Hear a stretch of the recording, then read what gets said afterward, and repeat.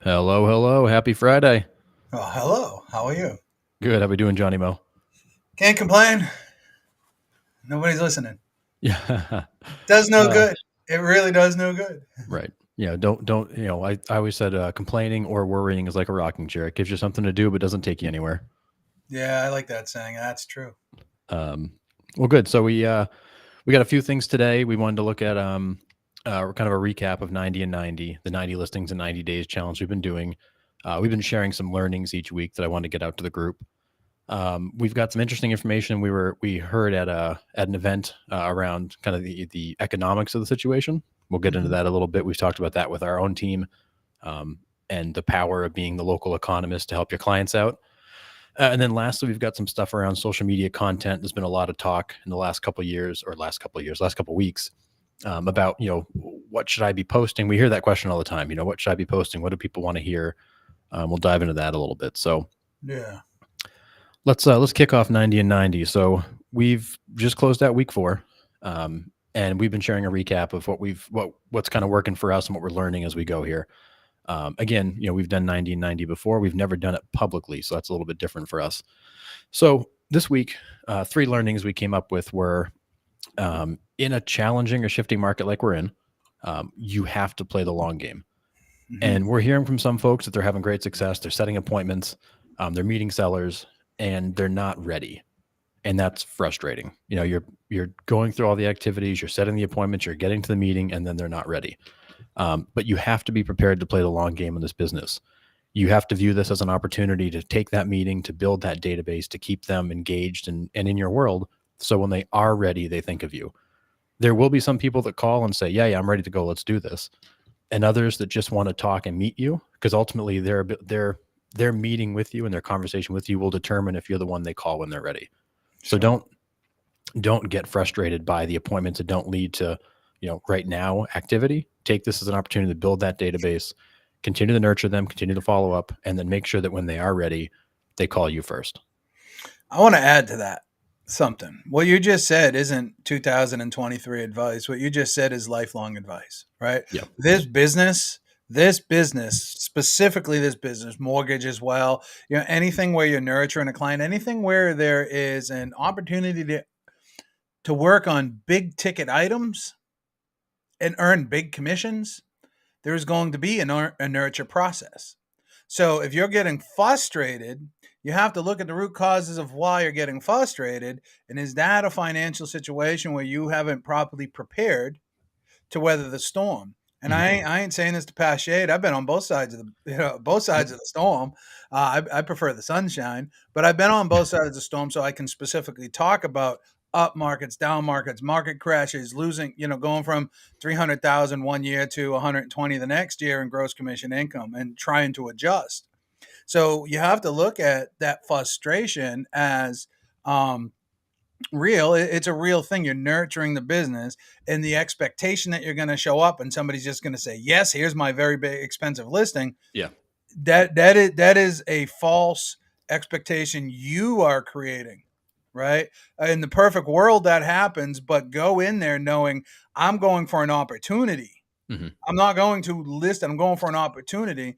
And the point here is, even with referrals, even building up that referral database and stuff like that, it takes years to build and nurture that up. And it's the same thing with the business. We're all looking for now business because we want now business. But a lot of that business that comes now is as a result of the work that you did then. Right. Right. So don't 100%. don't get carried away. Don't let it get you.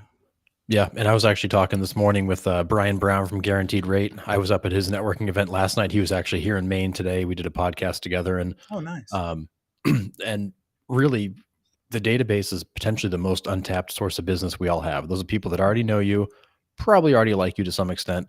And now you're trying to get to the point where they trust you to actually do business with you. But if the people you know and like aren't referring you business, that's not their problem. That's a you problem, where you've got to figure out what's stopping them from using you, what's stopping them from making the call to you when the time comes. Yeah. In some cases, you can't fix that.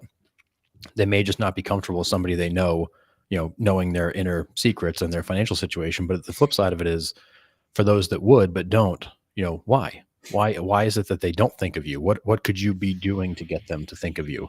Yeah. If you're not generating, at least half, if not more, of your business out of your database, there's something wrong with what you're doing there. Mm-hmm. And I just want to touch. I'm gonna touch on a nerve here for a second. It's not their responsibility to remember you. Yep. It's your responsibility to be remembered. Right. Mhm. And that comes from your contact follow up. What are you going to do with your letters, quarterly calls, customer appreciation events, newsletters, digital and mail out, right? Those kind of things. It's your responsibility to deliver such good service and follow up and communication that they can't not remember you. Right. Right. And if that happens, then now that stings, right? That almost feels like betrayal. But it's your responsibility. Don't ever for 1 minute believe that they said, I'll call you when I'm ready. Don't ever take that at face value. Yeah. Yep. Don't. Because buyers and sellers are both opportunists. They don't Mhm. necessarily truly understand how the whole process works. You do, because your pay revolves around it. Right. But don't get mad at them that they didn't remember you. Get mad at yourself and don't stay there. Don't live there. Mhm. Change what caused that to happen. Right? That's how we improve. We don't ever, if we fail and live there, that is failure. If we fail and adjust and keep moving, that's winning. Right. Exactly. Take it as it's a loss, and you likely earned that loss, but don't stew in it. Take it as a learning and go do something differently to improve that. So, Yeah, for sure. all right. So learning number 2 for us, and this was brought up during our live call on Monday. Stop measuring the output or the outcome of the activities. Focus on the input.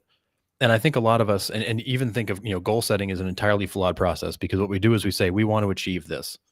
Great. Let's go do it.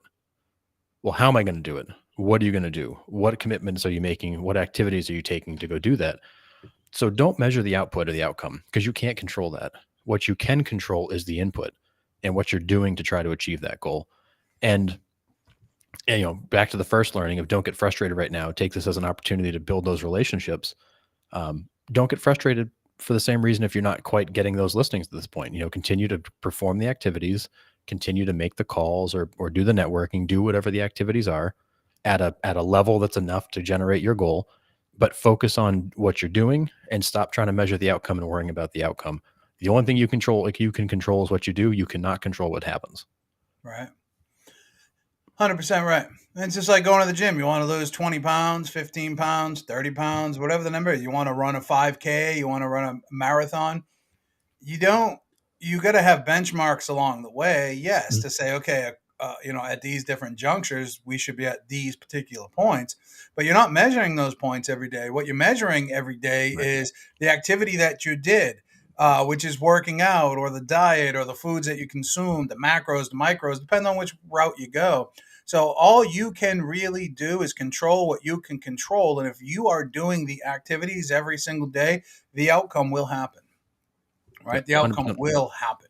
I have worked with a lot of agents, and when we sit down, they're like, "Oh, I don't have any leads." And I say, "How many people have you contacted this week?" I ran a Facebook ad. I wasn't my question. My question was, how many people have you reached out to this week? Cold, warm, whatever. Yep. And you'll always find that the deficiency is in the activity. Mhm. Right. Yep. I like that. I think I'm gonna write that one down. Yeah, it's true. And I was told very early in my corporate career by the CFO of IDEX Labs, her comment to me, because she asked me a question about something. I said, yeah, I don't know. We don't measure that. She said, what gets measured gets managed. And if you're not measuring it, you can't manage it. You don't know if you're on track. You don't know if you're doing the right things.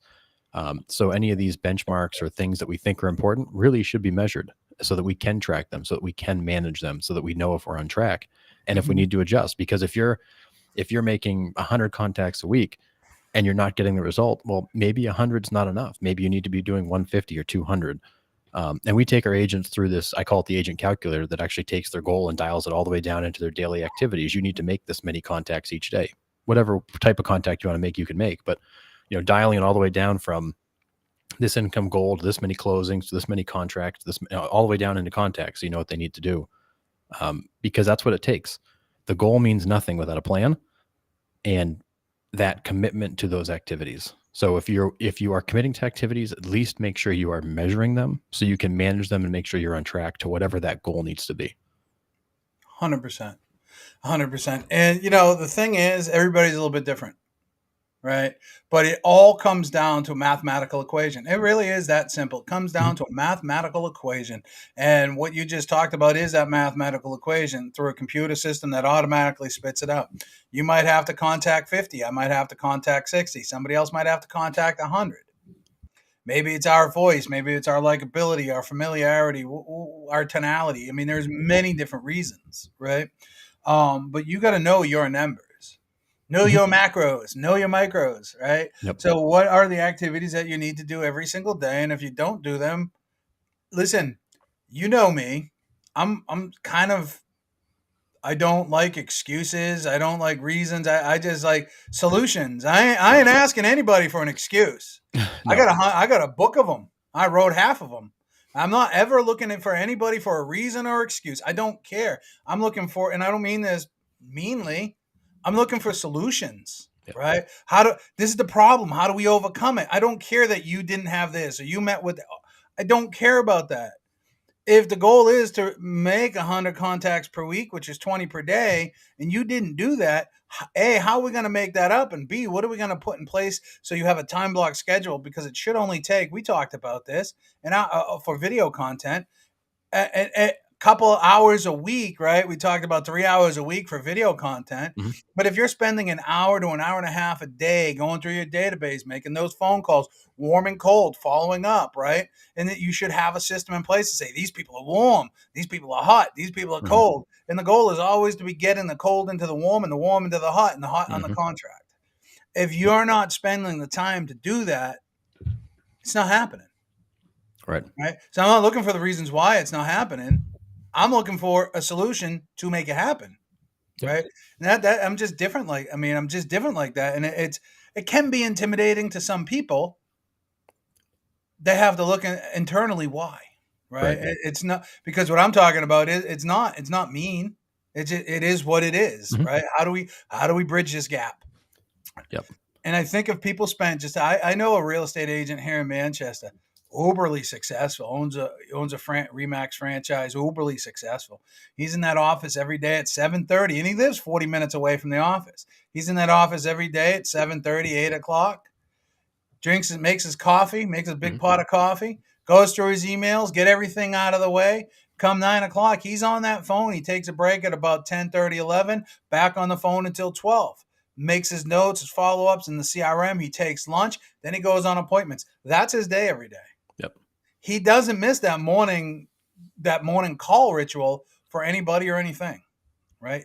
He books his appointments in the evening. I think real estate agents, since we don't have a safety net, are afraid to say no. I've said this for years. Real estate agents are afraid to say no, where the term no is very liberating.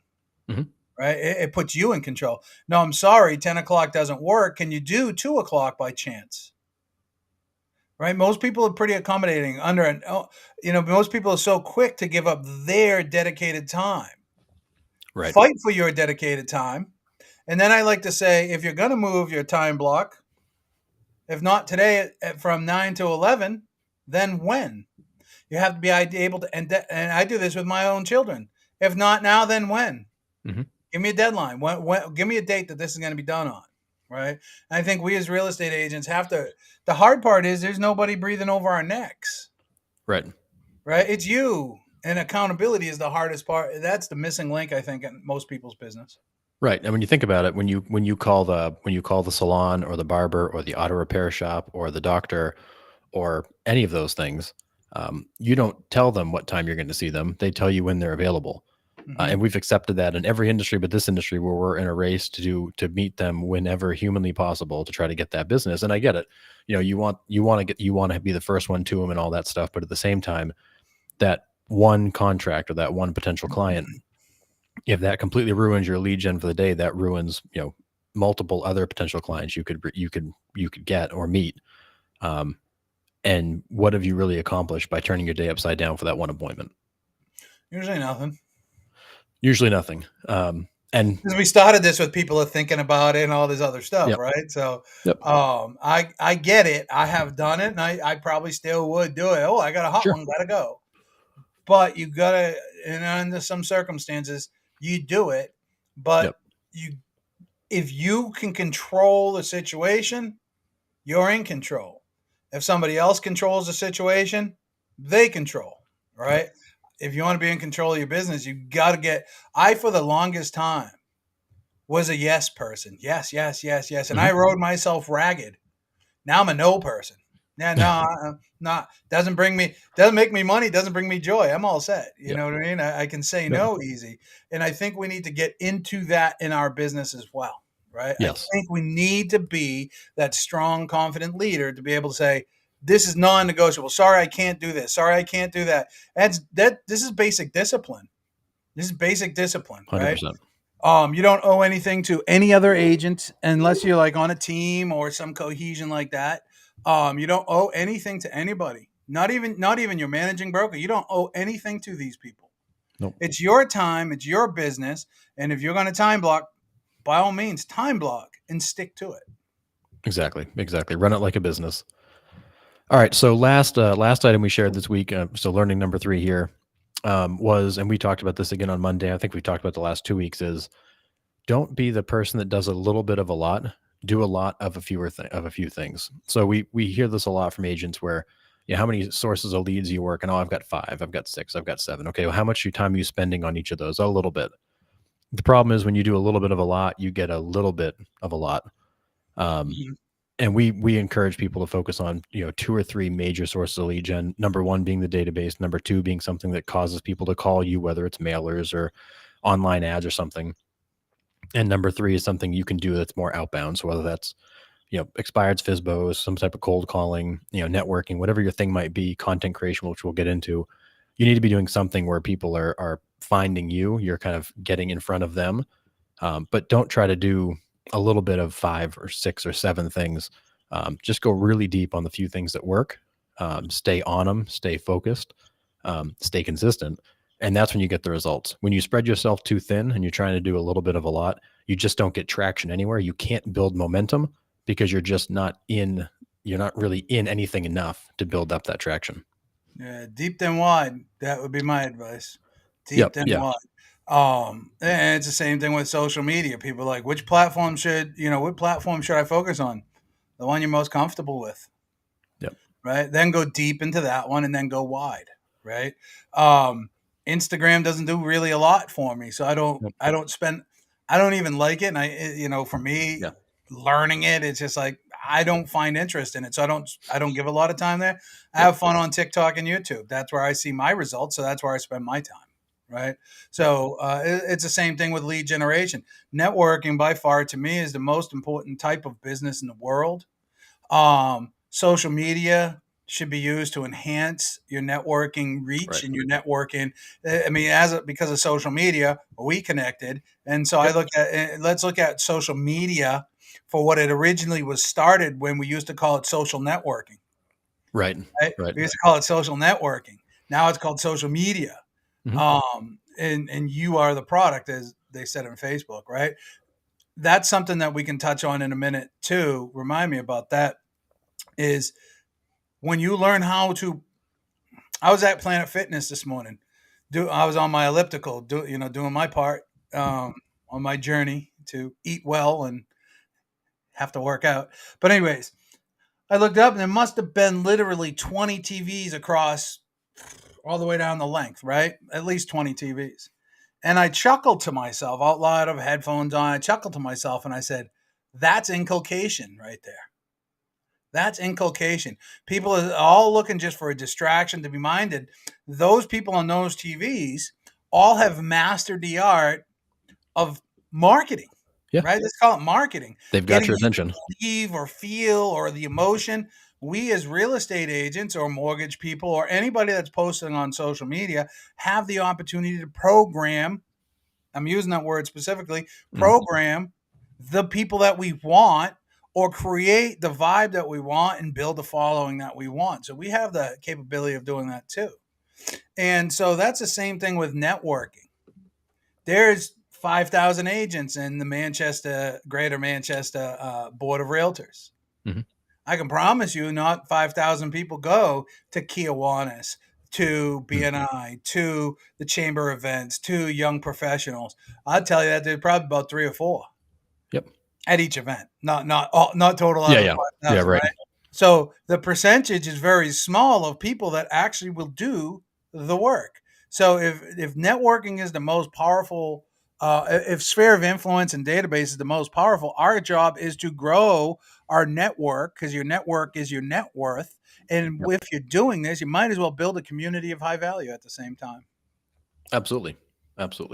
Yeah. So, all right. So those were our learnings this week for 90 and 90. So we're 4 weeks in. We've got 10 listings taken. We've got a dozen appointments set for next week. We're putting basically one contract a day or one property a day under contract.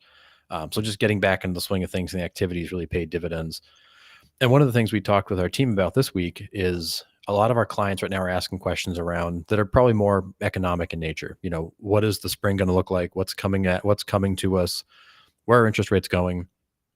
And we were lucky enough to hear Barry Habib from MBS Highway speak recently, and he had some interesting facts that we were sharing with our team. And that is every 1% increase in interest rates, 5 million buyers come out of the market. They can't. They no Say longer that again? can. So every 1%. So every time the rate goes up 1%, you lose 5 million buyers. Oh wow! So when you go from 3% to 4%, 5 million people fall out of the market across the country because now they've been priced out. So when you think about that, when we went from 3% to 7%, we lost effectively 20 million buyers in the marketplace. That's why the market froze so tight and so quickly, because it happened so quickly.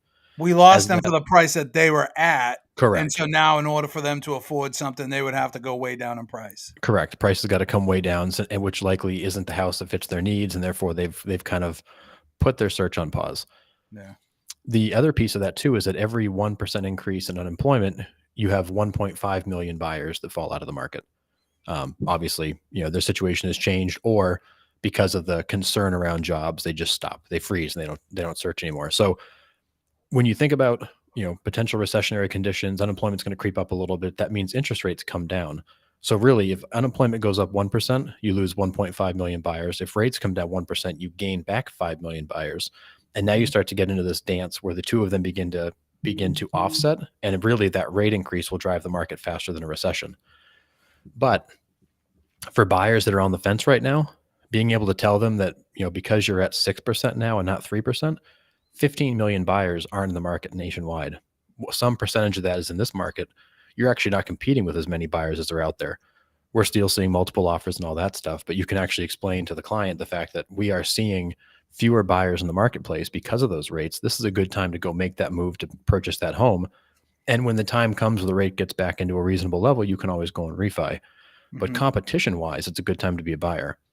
For a seller, still a good time to be a seller because inventory is so low and you can still get top dollar for your home. And in some cases, we're seeing prices increase, at least where we are year over year still. We had a property over the weekend that had 84 showings and 26 offers. It went over asking. There's still buyers out there. There just aren't as many. They're being a little pickier. Yeah. But if you've got clients on the fence, it's good to be able to be we call it being the local economist and being able to share what's happening in the marketplace, because you need to be that expert. You need to be that person that can provide them that expert level guidance. Because right now people aren't sure what to do. We got balloons getting shot out of the air. We've got, people screaming about recession. People think there's going to be a housing crash, which there won't be. It's important that we can actually have those conversations to educate the consumer as to what we really expect and think and also see, so that they're not worried about what crazy news headline comes out later today. No, and just so everybody is put into perspective so they understand, oh, you guys must be in a high flying, blah, blah, blah. This is Maine, right? Um, and the property, how far from Portland is that property, would you say? About 30, almost 40 minutes. Okay. There's nothing out there. No.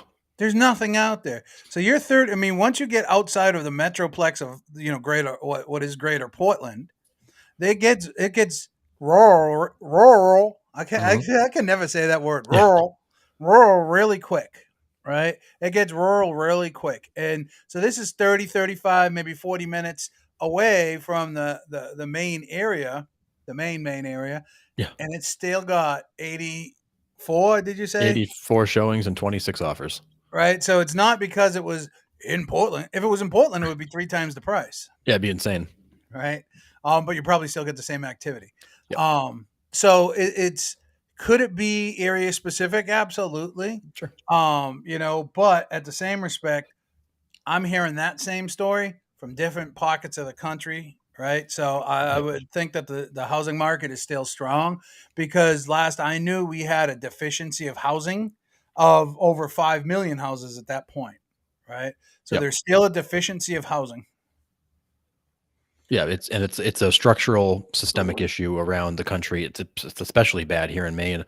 So much so they're putting legislation in place to try to allow greater density because we need it. But it's important to understand that as for agents, as rates come down, it's a huge win for us. More clients come out, the marketplace picks back up. Awesome.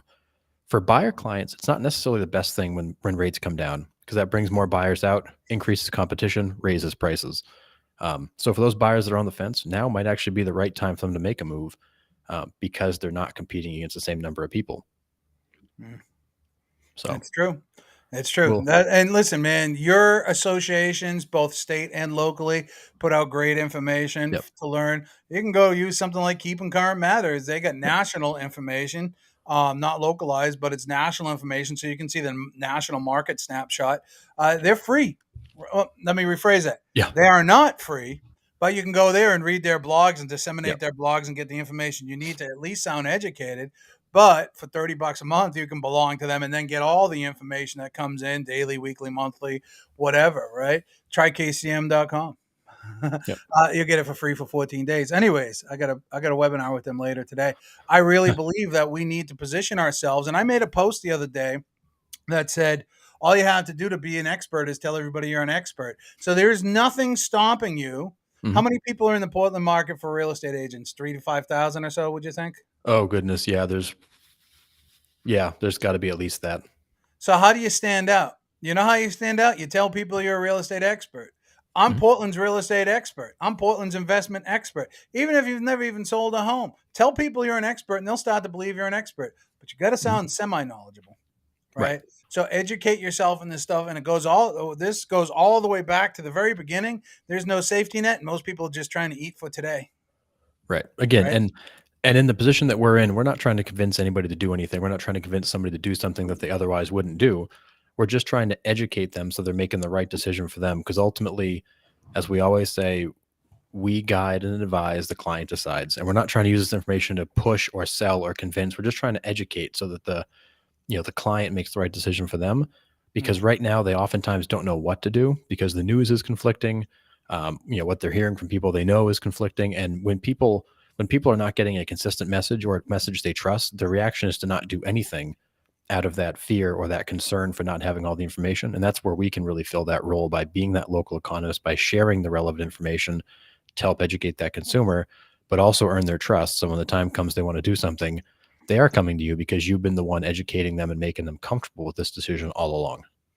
You have to be the expert. You have to be the expert advisor and not a salesperson. And I think too much in our business, people are acting as salespeople and they just want to get that listing. They want to get the sign in the ground. They want to get it on the contract because most people are just trying to hit their lofty goals, right? Mhm. Their passion of helping 53 families with the goal of home ownership this year. Anyway, that's a different podcast. Yep. And so you have to be fully educated and honest when somebody's going to list their home with you for sale and then buy another home. You have to be able to say to them, well, listen, we're going to want to approach it this way. Do you have, what does your financing look like? right? Because we're going to sell your house. We're going to get 84 showings and get 23 offers on it, because that's what history's telling us right Yep. now. Maybe not that great, but I'll tell you what, y'all also had one in, was it oh, I can't think of the name of it now. What are some other towns? Gorham, maybe. You had this Mhm. nice house listed for like $595, and that thing Oh, sure. went on the contract with multiple offers too, Yep. right? Yep. In fairness, that one that got the 84 showings, it was a little lower down, had some Sure. sweat equity in it and stuff like that. The 595, but you still got multiple showings and multiple Yep. offers on that. Your consumer needs to know that you're not just trying to get them on the contract, because your goal as the expert, and I used to say this, my goal here, my responsibility is to ensure that you're not homeless or stuck with two mortgages. Yep. And I think we need to take that approach. And how am I going to do that? Well, I'm going to get your home sold quick because the market's great. So my goal now is to ensure that you get the home that you want to move to.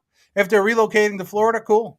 No problem. Mhm. Easy breezy. But if they're going to stay, they're going to downsize, they're going to buy a condo in town, whatever they're going to do, you need to be educated. You need to be that trusted source of information to make them feel comfortable and confident, and not just sell them so you can get another sign in the ground. Yep. Exactly. All right. So we got like another maybe 10-ish minutes left, Johnny Mo. We've gotten the question a lot lately about what should I be posting? What's good content? What looks like spam content? Um, I know you've had some conversations lately. I know I have as well, because people are trying to put things out that consumers are going to engage with. So when you look at that whole content puzzle, what would you advise? It's a great question. I want everybody to take a step back for a minute and take a look at everybody else's social, then take a look at, don't ever compare yours to theirs for the sake of, and I don't want you to compare it as in the sake of how you're doing Mhm. and let it affect you negatively. But you do have to look at what other people are doing to see what the response is. It's Right. market data, Yep. right? So look at it as market data. And does the community give a crap about your dog or your cat, Mm. right? Do they care about your every single day-to-day move? I say no. To me, that's spam, right? And I'm going to tune you out eventually. I'm just going to go unfollow. We'll still be friends on Facebook, but I'll just unfollow Yeah. you, right? So I don't have to see it every day anymore. I don't have to see your story every day. Or or you can go, or you can put out something that isn't what you think they want. Mhm. It's what they want. And what do people want? People want they want to they want connection, right? Our whole life, we're born alone, we die alone. In between, we're looking for connection. That's real, right? So they're Yep. looking for connection. They're looking for something that they can say, I have a mutual interest in that. Maybe it's the dog, maybe it's the kid. I don't know. That just doesn't tune me out because I don't care, right? Yep. But you know what I do care? What is there to do in my town that I didn't know about? Mhm. Where can I go try something cool and new and fun and exciting? Where can I go on a date? Where can I go to meet somebody? Where can I go for a walk? Where can I take my dog? Oh, look at this cool cat cafe, right? So those things are more interesting and will get more engagement as a result of doing it. And I compare mine. I look at other gurus and I look at their social medias, and mine's growing faster. In some respects, they may have 10, 15, 30, 50, 100 million followers, whatever they have, but it's the same 6 or 12 people always commenting and always Right. liking. So those are vanity numbers, maybe bought and paid for numbers. I don't know. Mhm. I'd rather have 100 followers that we're getting engagement with. As a result of doing the stuff that I'm doing and promoting small business, I get to go eat. And as you can see, I like to eat. I like it. I get to meet people. As a result, I'm now talking to people about doing something bigger. I just had somebody reach out to me today to say, "Hey, I love what you're doing. I want to do it too. We should collaborate because I know dozens of places that you would probably enjoy throughout Maine." And I'm like, "Send me a DM. Let's connect next Thursday." Right. Yep. So, at the end of it all, that right there is the meaning for doing what I do, right? Out on social media and telling these stories and stuff like that, because there's a lot of people that want to do the same thing. There's a lot of people that are looking for those things. There's a lot of people that support local. And if you go to mainstreet.org or one of these organizations, you can see every small town across the country has people that are dedicated and passionate, and not just one people's, not just one organizations. I Right. mean, let's take Biddeford, right? You got the Friends of Biddeford or whatever that one is. Yeah. Heart of Biddeford. Heart of Biddeford, right? You got the Biddeford Chamber of Commerce, Mhm. right? Then you got your traditional Lions, and then your Kiwanis, and the other one that I can't think of right now, right? So you get all these organizations. You have the ability to come in with a gift on social media and kind of network with all of these people and position yourself in a different way. Those people at all these organizations, they might find your cat or dog cute and funny, but that isn't going to draw them in, right? That's Right. not going to draw them in. You want to engage, you want to be able to get engaged. So when I say position yourself as an expert, I'm passionate about supporting small businesses. Well, why are you? Right? Know why you are. My mother was a small business owner. In the twinkle in her eye, I grew up with. And, when I walked in through the door of the Kelly Street Bakery and I saw the twinkle in the lady who owns it, Denise, I saw the same twinkle in my mother's eye. And that's what we call pride, ladies and gentlemen. And Yep. I want to help every small business owner out there succeed because I know how difficult it is. Yep. 80% of small businesses fail. Mhm. Right? I want to help small business agents, a small business too. I want to help Absolutely. small businesses succeed. I want to help agents in the community help their community so everybody wins.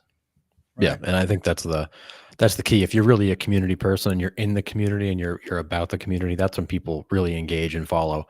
And I gravitate towards coaching and training and educating. That's what's Mm. comfortable to me. So I immediately go to two things. One is, what are those frequently asked questions you get? What are the things that clients are always asking you? Because if somebody's asking you that question, you know that other people have that question too. People Sure. you haven't even talked to yet. So think about what those FAQs are, and how maybe best to answer those. And then secondly, storytell. Tell the story of the people you helped. You don't need to give their names and specifics, but people don't care that you sold the house. People don't, because when we put the sold in 3 days over asking price, people just go, well, geez, that was easy and you got paid. Who cares? Next. What they care about is, Mr. and Mrs. property owner needed this, and this, and I was able to get them this, and this in 3 days, and I'm so happy for them, and they're on to the next chapter of their lives. Like, you don't need to give all the specifics, but you can tell the general story of, they came to me needing this. I was able to help them with that. We got this accomplished. They're on to the next chapter. They want to hear the story because they don't care what you did. They care what you did for that person, No. because they're putting themselves in the position of that client and going, oh, well, I would love to work with somebody who could do that for me. They don't want to work with somebody that sells a bunch of houses.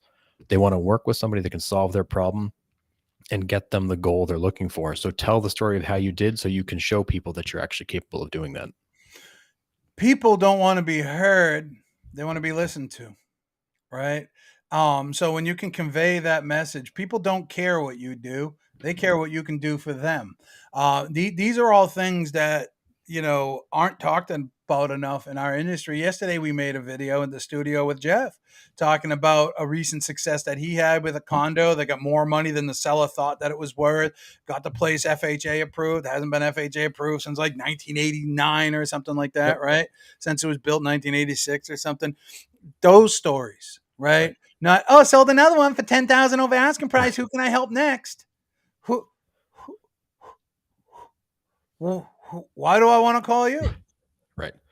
Right? Yeah. Because you get Don't. 10,000 over. I can get $10,000 over asking price. I mean, Yeah. anybody And can do that. too often we try to make it about what we did and not necessarily who we helped. And I think that's where, when you change that narrative and focus on how you help somebody, that's when people care about what you did. They Mhm. don't care what you did without knowing how you actually help somebody. That's true. So I would say look at your content, right? Look at the content that you're putting out. And a lot of people listen to the gurus, and the gurus are like, you got to post 3 times a day. And I don't, right? And I'm having pretty good success. Brand new channels, by the way, all brand new channels, just December. End of November and the beginning of December. I didn't really start posting to them until December 21st.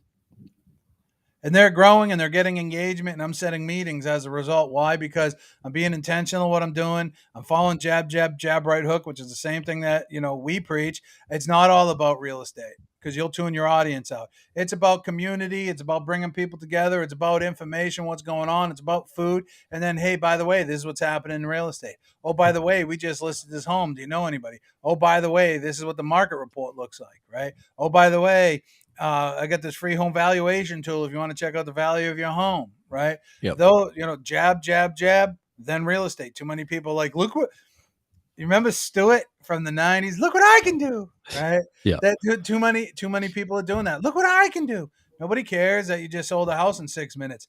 Everybody expects you to. Yeah, exactly. We spend too much time trying to, tout our accomplishments and, sell and convert on social media. But you're not going to sell and convert on social media. You're going to educate and attract. You're not going to sell and convert. So stop trying to cut to the end, and get people to raise their hand right there. Provide value, and then, bring them in closer so you can actually build that relationship. I was going to spitball free ball one right now, right? Because that's how I do my best work, is without a script. I suggest everybody writes a script, okay? But I'm just going to spitball this one. This home that we just listed, it ended up getting 23 offers on it in a weekend. Do you know what that means from my perspective? Is that I have to communicate with 23 real estate agents and put all that information together and relay that and communicate with the seller to try to find the offer that's best for the seller's situation. This requires intense communication skills, because we're going to communicate with every agent, because Jeff did call every agent. I'm going to contact every agent, let them know that they didn't get the offer or whatever the situation was. This is where having an expert helps you to avoid any future ramifications of potential wrongdoing or mishandling of these transactions, because at the end of the day, you're ultimately liable for my actions. Yep. So if you are in a situation where you need to sell your home and you want expert advice, contact me. Let's have a conversation. If it makes sense to work together, then we can work together. If it doesn't, no harm, I walk away. Right. I just spitball that. I would probably write that down, practice it 4 or 5 different times. And then I would come up with something like that. But I told the story, I positioned myself in a way that I'm standing out. I know our code of ethics tells us that we can't talk disparagingly about other real estate agents or realtors or whatever. And, that really puts the handcuffs on what you really would like to say. I think they slipped that one in there. But anyways, you can talk so positively about yourself that people don't question your authenticity and your authority. Mm-hmm. Right? That's just me. 100%. Yeah. All right. Well, we got to wrap up here, Johnny Mo. Any parting thoughts?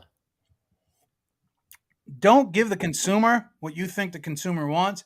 Give the consumer what they want. If you stop being so reactionary and start listening, because listening is psychological, hearing is physical. You heard that, right? Now, if I make a beat out of it, you listen to the beat, right? So hearing is physical, listening is psychological. Listen to what the consumer wants. Watch the consumer. Watch other real estate agents, and just be different, right? Blue ocean strategy. When everybody's running this way, run that way. Yep. So just be authentic. Be different, be you. And you can be an expert starting today. All you have to do is start telling people you're an expert. 100%. All right. So with that, we're gonna head out for today. Hopefully we'll see everybody again on Monday at noon for a 90 and 90 challenge live update call. Hope everybody has a great weekend, and we'll see you soon.